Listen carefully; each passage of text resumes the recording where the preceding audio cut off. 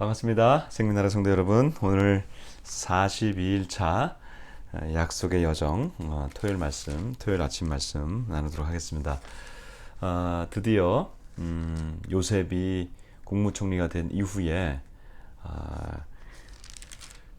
그 국무총리로서 그가 예언했던 것이 있었죠. 그게 뭐냐면 7년 대풍년, 7년의 대풍년, 그 다음에 7년의 대흉년이 온다고 했습니다. 바로 왕에게 이렇게 얘기했었습니다. 7년 동안 풍년이 오는데 그 풍년의 그 기간을 잘 준비하십시오 라고 얘기했는데, 그걸 딱 들었고 바로 애굽의 왕인 바로 왕이, 야, 이렇게 여호와의 영에 감동된 자가 어딨냐, 우리가 이 사람을 애굽의 총리로 세우자 해서 이스라엘 사람을 애굽 나라에 데려와서 총리가 된 아주 전무후무한 그런 역사가 될 거예요. 요셉이 이제 그 이스라엘 애굽에서 총리가 되죠. 총리가 되고 난 다음에 드디어 이제 7년의 휴 대풍년이 지났습니다. 그리고 풍년 기간에는 뭐 먹을 게 많으니까 잘 되겠죠. 사람들도 뭐 풍년이 일어나니까 좋았고, 그리고 넉넉하게 지내다가 드디어 7년 대풍년이 끝나고 난 다음에 7년 대환난이 시작됩니다. 흉년이 시작되기 시작했어요. 그러니까 이것은 지역적 그 풍년과 지역적 흉년일 거 아니겠어요? 그러니까 이제 이 애굽 위쪽에 있는 가나안 지역에도 흉년이 들었겠죠.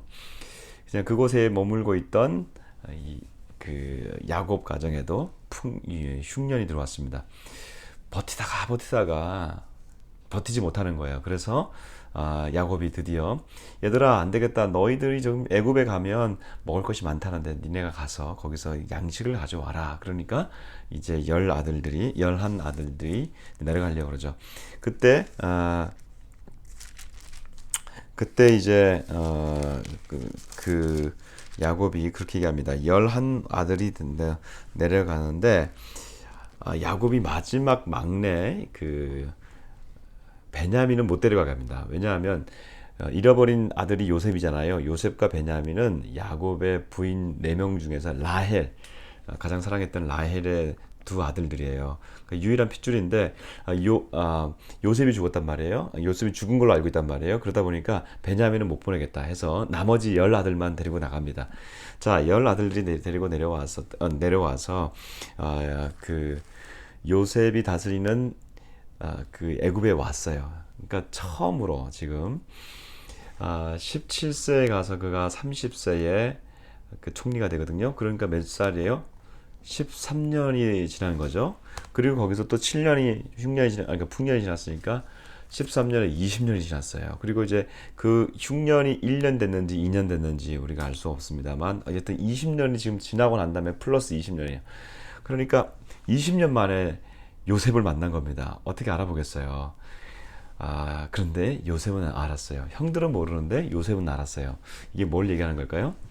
가해자는 모르는데 피해자는 압니다. 절대 잃어버릴 수 없습니다. 우리가 이것을 알아야 돼요. 내가 남에게 상처를 줬을 때 나는 잘 몰라요.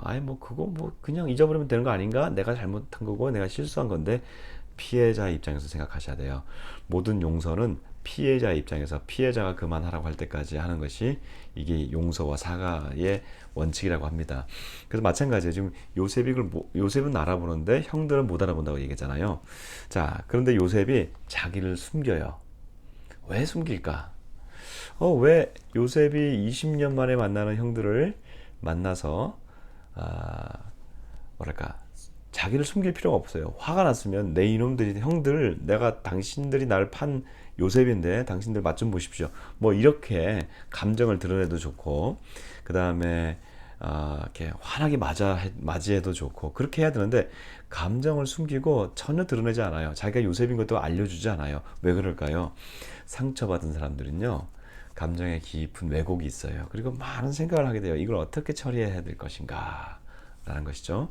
지금 요셉이 20년 만에 만났지만 결국엔 우리가 결과적으로는 요셉이 이들 다 받아들이지만, 그러나 요셉의 이 과정은 깊은 상처의 회복의 시간이었다. 그리고 그것을 잊어버리고 있었어요. 요셉에는 두 아들이 있었습니다. 기억나시죠? 므낫세와 에브라임이에요.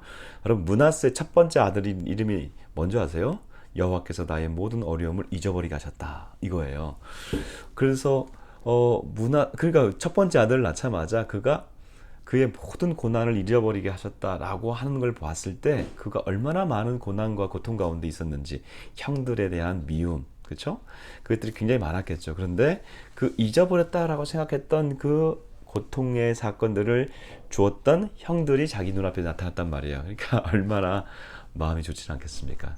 그렇습니다. 지금 이 상처는 쉽게 해결되는 것은 아니에요. 여러분, 상처의 회복은 과정 가운데 있는 거예요.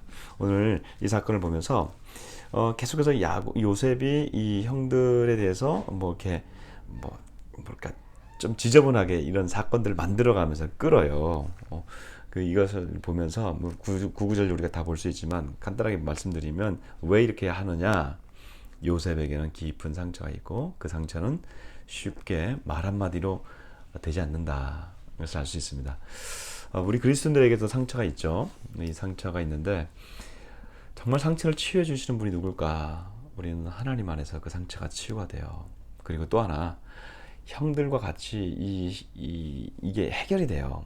그러니까 결국은 상처의 치유는 두 가지 방향으로 나타나는데 하나님과 내가 해결해야 되고, 그리고 사람과의 맺었던 그 상처라면 사람과 해결이 돼야 돼요. 이것이 해결되지 않으면 그 상처는 온전한 치유가 되지 않는 것이죠. 아직까지 내 그 상처를 나와 그 관계가 좋지 않은 분들과 용서하고 화해하는 그 일들이 남아 있다면 하셔야 되는 것이죠. 왜? 그것은 나를 위해서 하는 거예요. 요셉이 이 사건 이후에, 그다음에 형들도 그 사건 이후에 이 요셉과의 만남 이후에 완전히 변화되게 되는 것을 볼 수가 있습니다. 오늘 사랑하는 우리 성도들에게도 이런 은혜가 있기를 바랍니다. 용서라고 하는 고통이라는 책이 있어요. 정말 힘들죠. 용서라는 것이 정말 힘들고 어렵습니다. 그러나 결국은 나를 위해서 그 용서를 하고 있다는 사실을 기억한다면 나를 이 고통에서 해방시키는 가장 중요한 일이 용서라고 말할 수 있겠습니다. 자, 오늘 우리 성도님들 그런 은혜가 있길 바라고요. 우리 또 기도하십시다. 내일 예배를 위해서 기도하십시다. 오늘 이제 토요일마다 우리가 항상 예배를 위해서 기도하는데 주일 예배가 정말 하나님 은혜 가운데 이렇게 착 안아주시는 예배가 될 수 있도록 어떤 마음이 되든지 성도들 하나님 앞에 나올 때 하나님 이렇게 안아주시는 아버지 하나님의 은혜가 있기를 바라고요.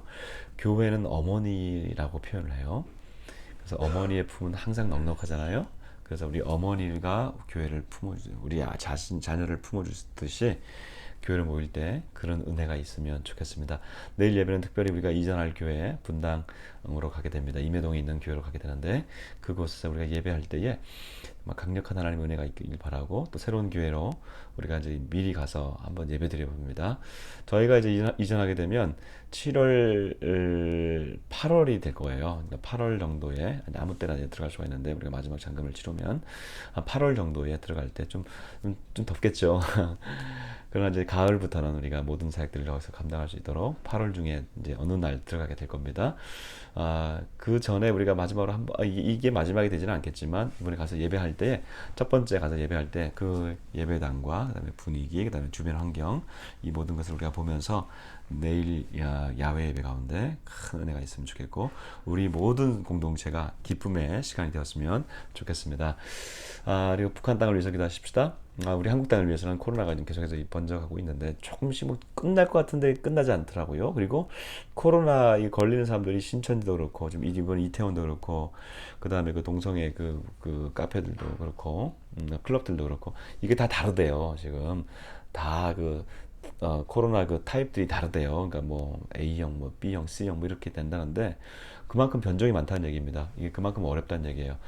우리 하나님께서 이 모든 것들을 대해서 좀 빨리 좀 치유가 일어났으면 좋겠고 전 세계적으로 백신이 일어나야 됩니다. 개발돼야 됩니다. 한국이 이 백신 개발의 선도주자가 되게 해주셔서 세계를 치유하는 선교 국가로 다시 거듭나는 역사가 있게 해달라고 우리 같이 좀 꿈을 가지고 기도했으면 좋겠어요. 그리고 우리 평안 남도를 위해서 기도하는 시간입니다. 평양남도와 평양이에요. 평양이 동방의 예루살렘 샬롬의 도시였습니다. 평양이잖아요. 평안이잖아요. 평안의 도시가 평양이거든요. 그 평자가 이 화평할 평자거든요.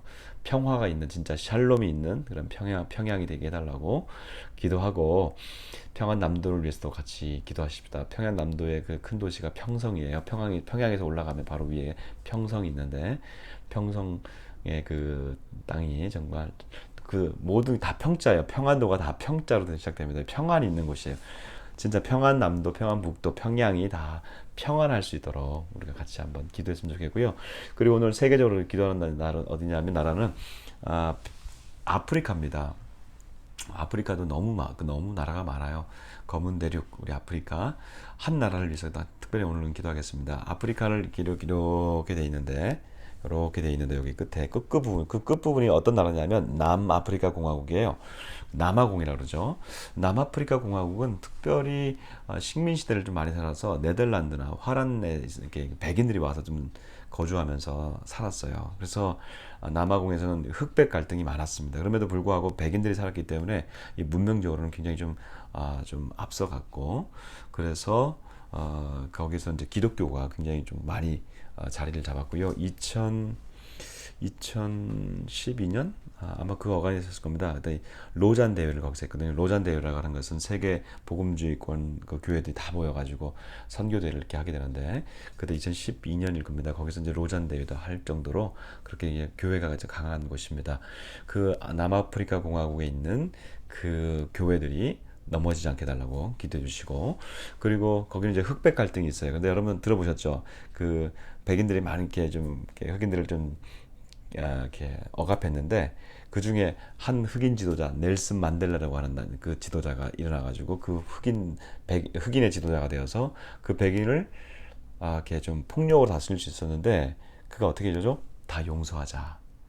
그래서 그 용서해주는 그런 은혜가 있어가지고 남아프리카 공화국에서는 이 유혈 폭동이 일어나지 않았어요. 여러분, 이렇게 용서하는 그런 역사가 일어날 때 그 남아공이 지금 굉장한 그 어떤 좋은 모델이 됐습니다. 뭐 지금은 조금 이제 또 약간 달라졌습니다만, 넬슨 만델라의 이 용서의 정신이 남아공에 있습니다. 그 정신들이 우리 남과 북에도 연결될 수 있게 해달라고 같이 기도하면서 오늘 같이 중보할까요? 같이 기도하겠습니다. 하나님 아버지 감사합니다. 요셉의 모든 미래를 하나님께서 열어주시고, 요셉을 통하여서 하나님 또 이스라엘 백성들이 하나님 또 나중에 출애굽할 애굽으로 들어와서 그곳에서 하나님 400년 동안 살 수 있는 접촉지를 마련하신 하나님을 찬양합니다.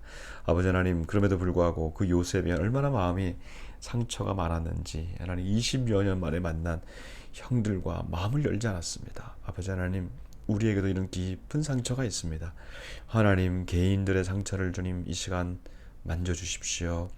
오늘 이 방송을 듣는 사랑하는 교우들을 마음을 만져주셔서 아버지 하나님, 그 안에서 울지 않게 해주시고, 우리가 하나님 정말 또 잊어버렸는데 그 상처가 다시 올라올 때마다 하늘의 하나님, 그 하늘의 아버지의 손으로 만져주시고 어머니 교회의 그 따뜻함으로 모든 것들이 덮여지는 역사가 있게 하여 주옵소서.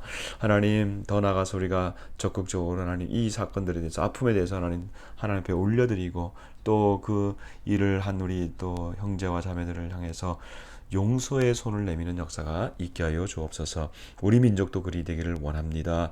하나님, 이 나라가 특별히 또 평양을 위하여 기도하오니, 평양 땅에 하나님 그 우상 숭배로 가득 차 있는 이 땅이 주님 앞에 다시 돌아오게 하여 주옵시고, 동방의 예루살렘을 불렸던 그 평양 땅에 새로운 부흥의 역사가 있게 하여 주옵시고, 특별히 오늘 이 세계를 위하여 기도할 때 남아프리카 공화국을 위하여 기도합니다. 남아공의 아버지 하나님, 교회가 든든히 세워지게 하여 주옵시고, 남아공에 하나님 무너지지 않도록 하나님 복음의 하나님 아프리카에 있어서 복음의 전진기지가 될 수 있도록 인도하여 주옵소서.